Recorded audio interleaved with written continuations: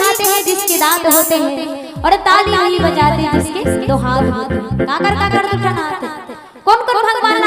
भगवान हाँ कौन कौन हाथ दे ईमानदारी से उठाओ कौन कौन ना दे वो दादा इवन तो महा एकदम कंजूस हाथ ना उठावर एकदम कंजूस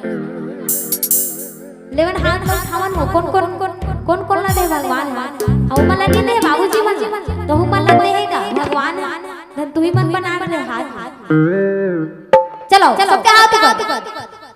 ऐसे करन हो ऐसे बने ऐसे हां और सब लोग कह रहे हैं हो काली कमली वाला मेरी जान